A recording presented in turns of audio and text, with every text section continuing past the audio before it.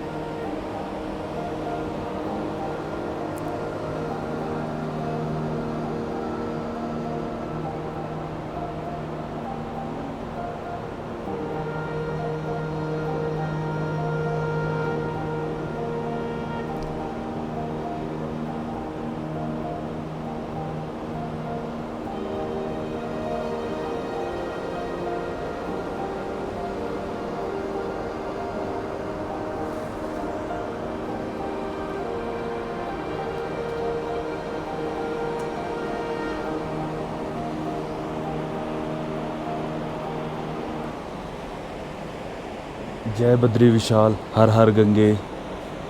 नमस्कार दोस्तों, मेरा नाम है कपिल और आप देख रहे हैं मेरा यूट्यूब चैनल ट्रैवल ट्रेडर्स।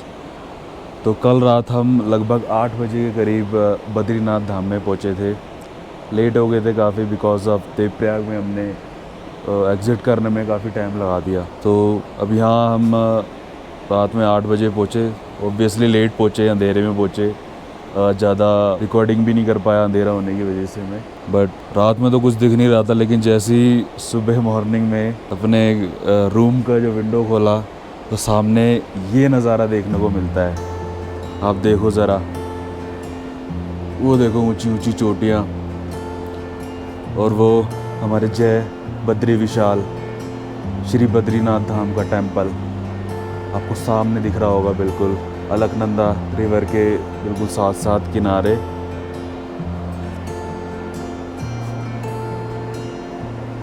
बड़ा ब्यूटी, ब्लू कलर का, ग्रीन ब्लू कलर का एकदम इसका वाटर है, एकदम क्रिस्टल क्लियर पानी है।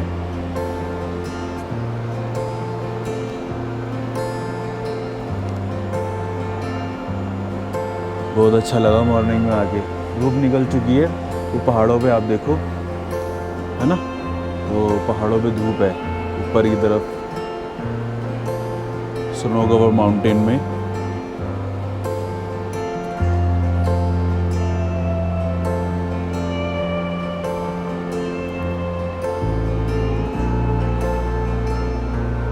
अति सुंदर।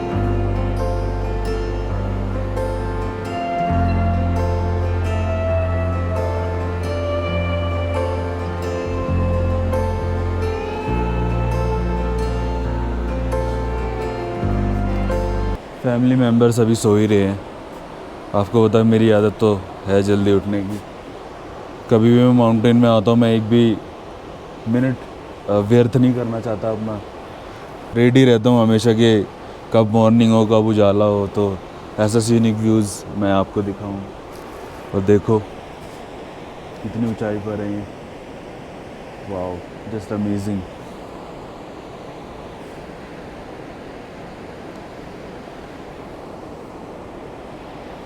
जैसा कि आप जानते होंगे, भारत के प्रमुख 4 धामों में से एक है ये धाम। उत्तराखंड के 4 धामों में तो है ही, लेकिन जो भारत के प्रमुख 4 धाम है उसमें भी है ये श्री बद्रीनाथ धाम। पूरी दुनिया से लोग आते हैं यहाँ पर, भारत की तो बात छोड़ो।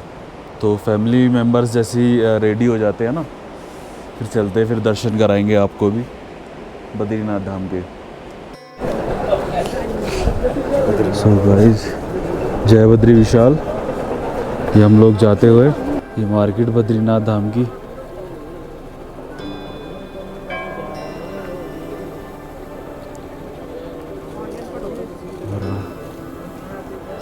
वो रहा मंदिर।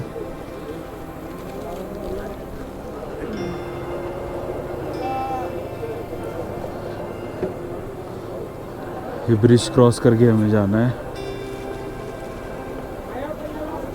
अलकनंदा नदी के ऊपर ये ब्रिज बना हुआ है।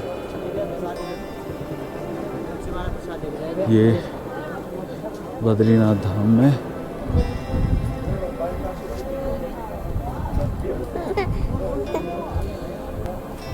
ता ता सो हे गाइस, वेलकम बैक। सो अभी हम दर्शन करके आए हैं अंदर बद्री विशाल के। काफ़ी अच्छे दर्शन हुए।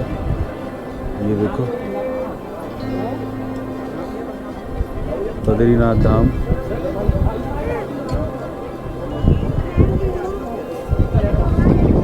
जय बद्री विशाल 4 प्रमुख धामों में से एक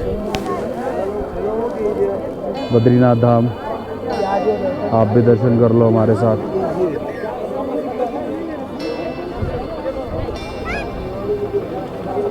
कोई ख़ास भीड़ नहीं है अंदर, बट फिर भी टाइम तो लग ही जाता है। तो आपके 1-1.5 घंटे तो फिर भी चले जाएंगे। आज एकादशी भी है, इस वजह से थोड़ा सा रश है। अदरवाइज़ कोई ख़ास रश नहीं है। अभी 19 नवंबर तक अभी कपाट खुले हुए हैं यहाँ पर। ये मेरी बेटी नित्या, इसका बर्थडे था 2 तारीख को, मैंने बताया था आपको। नमस्ते कर दो। ये हाथ जोड़े खड़ी है।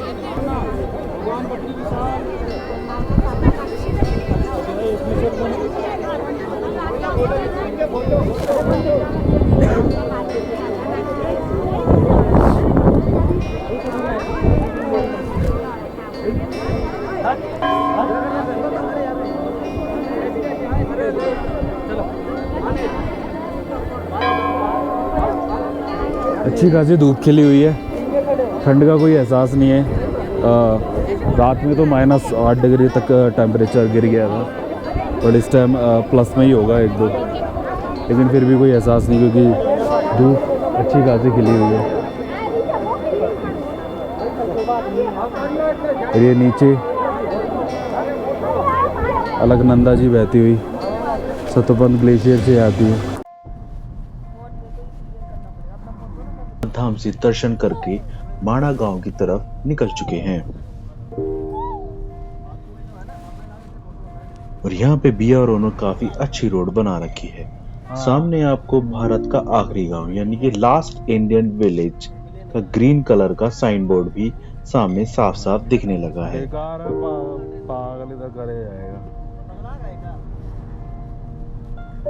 ये सारी गाड़ियां माणा गांव की तरफ से आ रही हैं।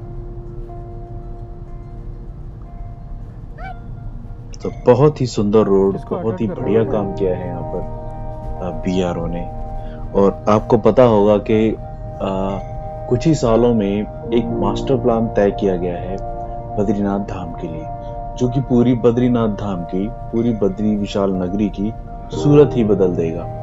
यानी कि जैसा आपने देखा होगा कि हरिद्वार काफी चकाचौंध वाला लगता है ना, कि मतलब घाट वगैरह काफी अच्छे बनाए हुए, ठीक वैसा ही आने वाले टाइम पर अच्छे खासे घाट वगैरह यहाँ पे ना बहुत ही बढ़िया मास्टर प्लान मैं आपको कभी वीडियो में दिखा भी दूंगा कि किस तरीके से मतलब वो मास्टर प्लान है इनका। बहुत ही बढ़िया इन्होंने काम किया है।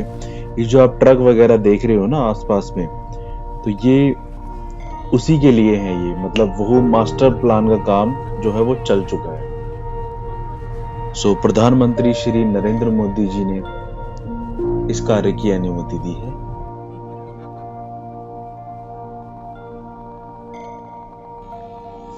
बाकी जैसा कि आप लोग जानते होंगे कि भारत के आखिरी गांव तो हर कोने में है। जैसे कि हिमाचल प्रदेश में सांगला वैली में चितकुल गांव, वो भी भारत का आखिरी गांव ही है, लेकिन ऑफिशियली जिसे माना गया है कि भारत का आखिरी गांव अगर ऑफिशियली कोई गांव है तो वो है माणा विलेज।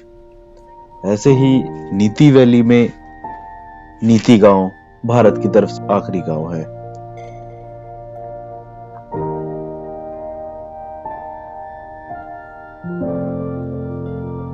नवंबर का महीना है, नवंबर स्टार्टिंग है। अभी कुछ दिनों बाद ही लगभग एक हफ्ते के अंदर यहाँ पे बर्फबारी का भी अनुमान है।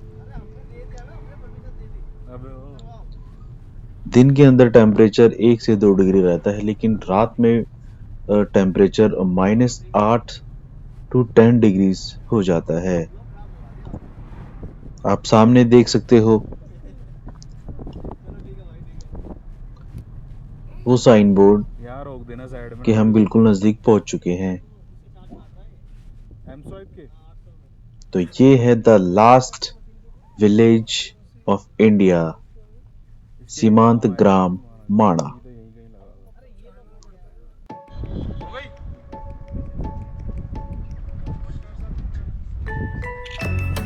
ये गैसिंग क्यों है?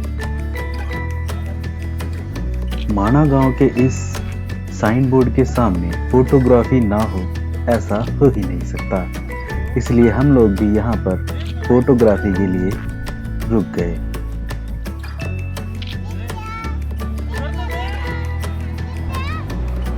देखो देखो देखो, ये देखो।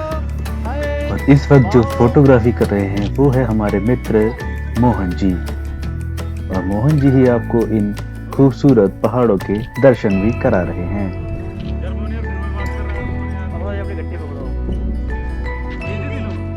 इसमें फोटो कहाँ खींची?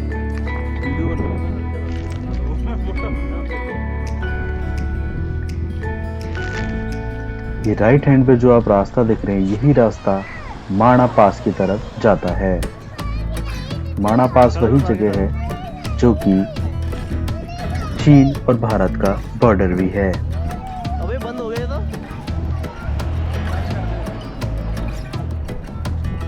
फिर सारे इधर खड़े हो जाओ ना इधर। आ जाओ जाओ सारे तो खड़े हो जाओ। जाओ दीदी दे दो। चलो। और अब समय आ चुका है एक ग्रुप सेल्फी लेने का। मैं तो भागे गाँव से आया हूँ। ये रास्ता देखिए आप, ये रास्ता जाता है माणा पास की तरफ।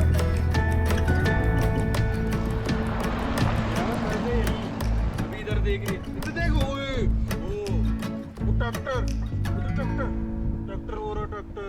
यहाँ पर काफी सारी फोटोग्राफी करने के बाद हम आगे बढ़ चले हैं माणा गांव की तरफ। Bye bye. ऐसे रहना। सो गाइस इस टाइम हम लास्ट इंडियन विलेज माणा गांव में है। माणा गांव में काफी चहल पहल देखी जा सकती है।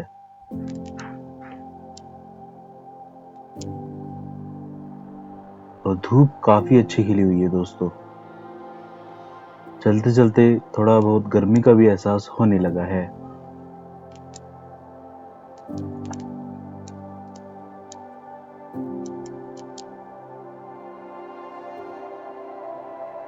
बच्चे बेचारे काफी थक कर सो चुके हैं।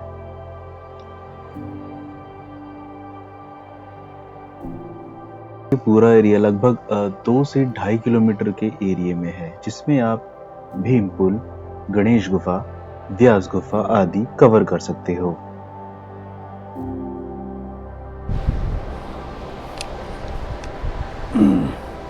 तो ये हम भीमपुल की तरफ जाते हुए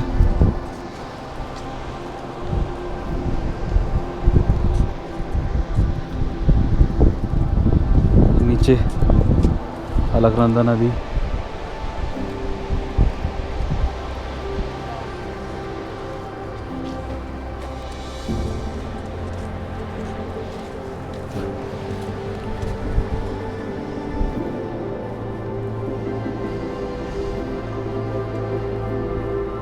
भारत का आखिरी विलेज माणा गांव।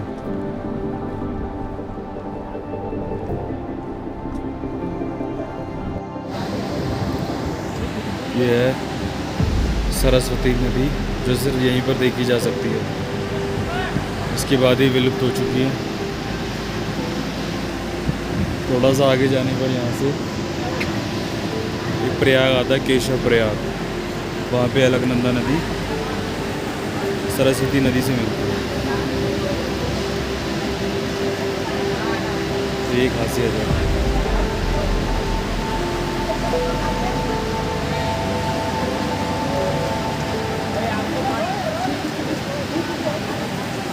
और वो है भीमपुल।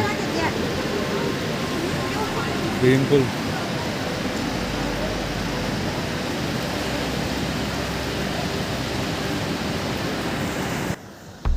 दोस्तों, अचानक मौसम खराब होने की वजह से हम व्यास गुफा और गणेश गुफा तक नहीं जा पाए।